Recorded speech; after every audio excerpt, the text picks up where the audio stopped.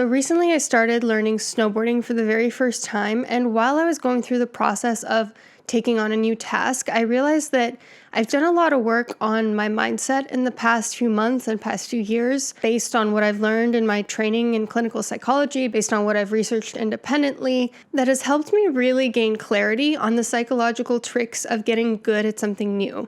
So that's exactly what I'll be talking about today. What are the psychological sort of mindset shifts and habits that can help you get good at anything new that you're trying?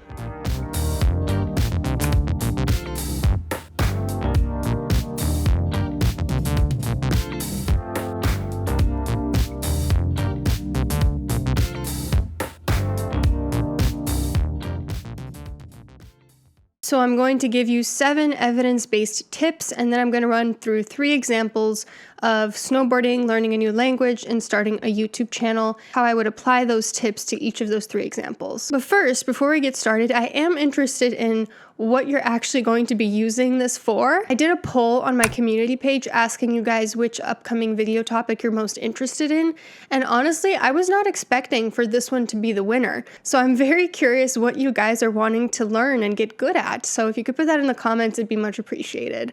With all that said, let's get into it. Tip number 1 is to get into a growth mindset. Now, a growth mindset is when you approach any sort of activity or task or even talent with the perspective of, I can always do something to get better at this. I can always try again if I fail and get it the next time. This is very different from what's called a fixed trait mindset, which is when you think people just have fixed traits or fixed talents, innate capabilities that can't really be modified with hard work and perseverance. It is scientifically shown that people who have a growth mindset end up actually doing better at the things that they set out to do. If you're hearing this right now and you're feeling resistant to what I'm saying and you're thinking, that's not true, everyone just has innate capabilities, there's no point in hard work, because of inequalities in the world, it doesn't matter how much work I put in, I'm just not going to get this. You are the person that is at greatest risk of actually not succeeding. Having a growth mindset is the mindset of a winner. Now, of course, there is some truth to a fixed mindset too.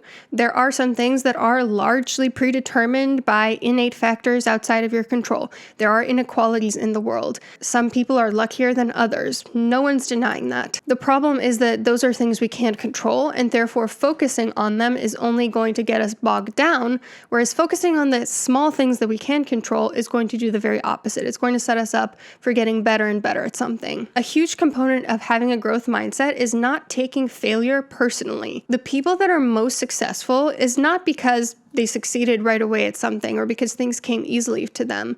The people that are most successful actually became successful by failing hundreds of times. Do you think that any gymnastics Olympiad, for instance, got to where they are doing these crazy backflips naturally all of a sudden overnight? Of course not. They practiced and they fell and they got back up hundreds of times before finally mastering that flip. Successful people persist despite repeated failure. They don't take it personally. They don't take it to mean, oh, I'm just terrible at this thing. They take it to mean, I'm going to get up next time and I'm going to try again. And maybe I won't get it next time or the time after that, but I'm going to keep trying until I do. That sort of persistence, that sort of fearlessness around failure is so incredible. So that is the very first thing. When you're starting off on something new, accept that you're probably going to fail at it quite a few times before you start to master it. Take on a growth mindset, go into it with the mindset of, I'm going to keep working at this and I'm going to keep growing and expanding my skill set until I get there. I'm not going to be there right away. Tip number 2 is to develop self-efficacy. Self-efficacy is basically just your own assessment of how well you can accomplish the things that you set out to do. So in other words, this is just a fancy way of saying believe in yourself. If you're hearing this and you're thinking, why would I believe in myself? I don't believe I can do it. A lot of why you should believe in yourself is if you are taking part in a growth mindset. If you're the type of person that doesn't fear failure, you are already going to set up to be more successful than other people. You are that person that's going to get back on the horse and do it 100 times, whereas people would have given up the second, third, or fourth. It is most possible for you in part because you have a growth mindset and because you don't fear failure. Because of that, you are so rock solid, you are so resilient, you are the person that's actually the most likely to get successful at this thing. And another way that you can actually gain self-efficacy and feel like you can do the thing you set out to do is related to number 3, which is find a role model. Find somebody who looks like you, who has done the thing that you want to do. Seek out people who are like you in whatever ways feel important to you, in whatever ways feel like they tap into an identity of yours. Maybe somebody like you could mean, for instance, if you're a woman of color, surrounding yourself with role models of women of color who have done the very hard thing that you want to do. It doesn't have to be related to demographics either. It could be maybe like a change of career. Like, let's say you went to med school, you became a doctor, and now you want to change your career, you want to go into business. Something that could really help you see that it's possible is watching other people who did that same thing, watching doctors who shifted gear, who changed career and went into business. When you identify with somebody, you see success through them vicariously, and that makes you more likely to be successful yourself.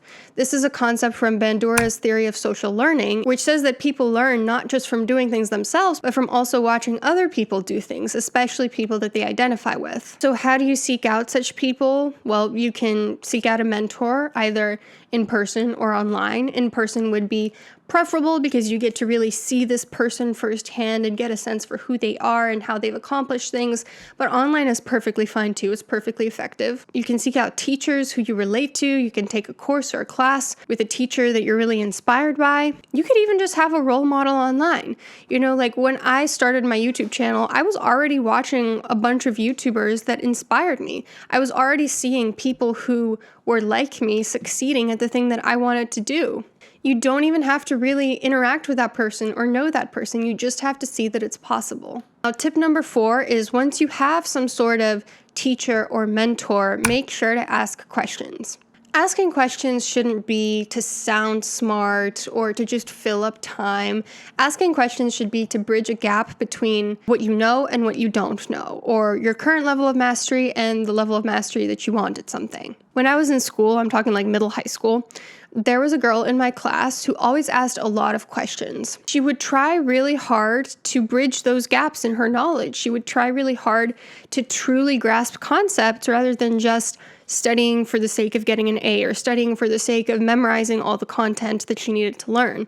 She genuinely wanted to understand things that she didn't understand. It's that sort of intrinsic curiosity and that intrinsic need to learn something you don't know and to get better at something that allows you to actually bridge that gap. If there's something you don't quite understand or you feel like you have a missing piece, a missing link in the knowledge, ask somebody, and I promise it'll be so much easier for you once you get an answer to your question. Tip number 5, this is also something that's relevant to if you have a teacher or a mentor, but also if you don't, ask for feedback. Ironically, feedback that I've gotten from supervisors in the past was that I'm very open to feedback and that I elicit feedback a lot. The reason for that is that you really can't learn and get better at something if you don't have a sense of what people think your strengths and weaknesses are. That's why, for instance, now that I've finished the first draft of my current novel, it's going out to beta readers, to critique partners, so that I can hear what people think I should strengthen about it, so that when I'm ready to actually publish it, it's the strongest possible form of it. And it's not just about asking, it's also about being very receptive to it, truly being open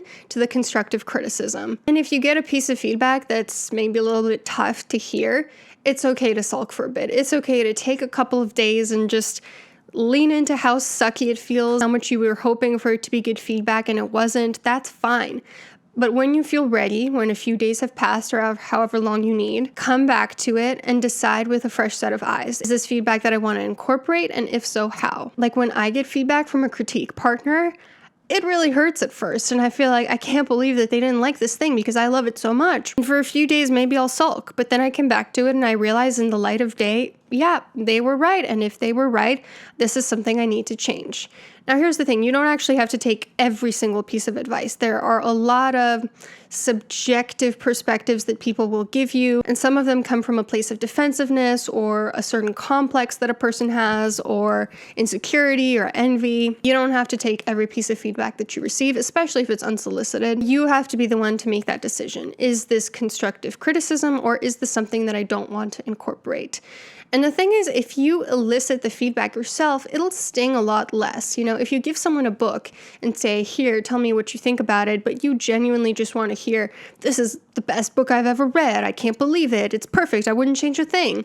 That's going to feel very different than if you give someone your book and you say, please give me constructive criticism on these 3 areas of the book. You can't truly improve unless you have honest, open, constructive criticism. Tip number 6 is consistency. The biggest difference in skill between two people is going to be based on how much work they've put into it, how frequently, how much of it. I wholeheartedly believe that 90% of the reason why I have the amount of subscribers I have on here is due to consistency, is due to the fact that in the early stages of this channel, I was literally making videos every single day. Then I bumped it down to 5 days a week. Then I bumped it down to 4, then 3, then 2, then 1 when I was really busy. And now I'm back to 2, but I do it week after week after week. I'm very consistent with it. I almost never miss a week. Some videos get favored by the algorithm, some don't. At the end of the day, I keep doing it regardless, and that is what ensures that some of the work that I keep doing could end up successful. Certainly not all of them end up that way. A lot of it is sort of at the mercy of an algorithm no one understands, but you're certainly never going to get picked up by the algorithm if you're not consistent with it and don't keep trying week after week after week. And that's the part that I think is the hardest for people. I think a lot of people assume that you just start up a channel or a social media page and right away you're going to get really big. That's not the way it works. And I see it actually with some of my peers now who are trying to get referrals for their private practices by building up social media pages. It's not going to happen unless you're extremely consistent with it. If you don't have the discipline to go into it week after week after week and check things off your to-do list and have that intrinsic motivation, maybe you'll get like a viral video here and there, but it's just not going to be the sort of growth that's sustainable. Anything that you want to accomplish, if you want to get really good at something, you have to deeply, deeply want it. You have to want it so bad that you do it day after day after day. And lastly, tip number 7 is to commit to this new activity with a sacrifice. For example, when I decided I want to learn snowboarding, there are certain things that I just do not like about skiing. I want to learn snowboarding. I bought a snowboard. Or if there's maybe like a language that you want to get really good at, a really great way to commit to it is to take a language class and to just purchase it. Now, the following thing, I want to be very clear that I'm not suggesting you do. I'm just saying it's an example of what I'm talking about. It's not something that I would ever encourage you to do without deciding if that's right for you. But if, let's say, you want to go into a different career, you want to start your own business, a huge sacrifice would be quitting your day job, which kind of forces you to really invest in that. So I've had a YouTube channel for 4 years at this point.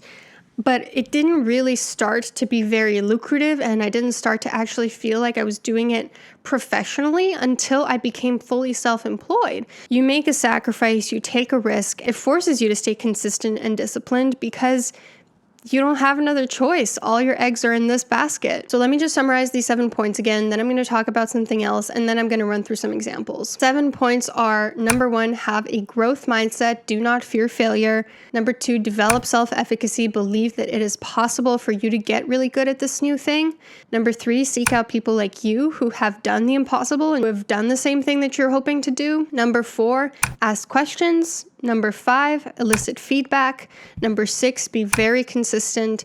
And number 7, consider committing to this new activity with a sacrifice. Really quickly, before we run into the examples, let me tell you about the Connection course. I have a new relationship skills course out called the Connection course. It contains over 4 hours or 252 minutes of 15 lectures, as well as 20 pages of handouts. We're talking journaling prompts, exercises, homework assignments, and a community forum where you can ask other students and myself questions about the course or helping apply some of the exercises if you're struggling with them. This course goes into all the foundational skills of healthy relationship that I think are important for people to have, like communication skills, understanding what healthy relationships are, what are the ingredients of healthy love, emotion regulation, how to keep your relationship positive, attachment style, boundaries, conflict management, how to recognize unhealthy relationships, how to end unhealthy relationships, self-assessments, and more. So if this sounds like something that would be helpful to you, I'm going to include a link to it at the very top of the description box of this video. Check it out. It is on LearnWorlds, and I have pay over time options as well. All right, so running through some examples now. Let's take the example of snowboarding first. So if you want to get really good at snowboarding, for instance, here are some of the things that I did to try to get good at it. And just to be clear, I am not good at it yet by any means, but I think I'm ready to start going down greens. So that's progress. The first thing I did is, like I said, I bought a snowboard. I said, I'm committing to this. I have no other choice. I went into it. I started. My husband tried to teach me a little bit. I learned a little here and there. It was definitely difficult. I got back up when I fell down. One time I actually fell on my head. My family doesn't know this. They're going to yell at me when they hear this, but I had some whiplash for a few days from that injury. And I was really scared for a while. I was like, I don't know if I want to get back on a snowboard, but I did it anyway. And I said, no, I'm getting back on there as soon as I have an opportunity. Another thing I did is at one point I bought a class for it because I knew that this is going to ensure that I get those building blocks of knowledge that I don't know right now, and also that it's just going to speed up the process of learning it for me from an expert. Doing so, I also get to see other people learning along with me. I also get to see the instructor, who obviously is a role model in that sense. I asked the instructor questions. I was open to feedback, and I'm just going to continue to do it until I'm good at it. Like, I'm just not going to give up. I'm just going to continue to grow. I'm not going to come at it from a place of ego. I'm going to accept that I'm probably going to fall down. I'm probably going to fail. I'm probably not going to be good at it right away, but I'm just going to keep trying. What about learning a new language? So this one also is very relatable right now. Sorry, I gave mostly relatable examples, but I am learning my 6th language now, not counting Latin. I don't count Latin as a language that I've learned. So the way that I'm doing it is I downloaded an app.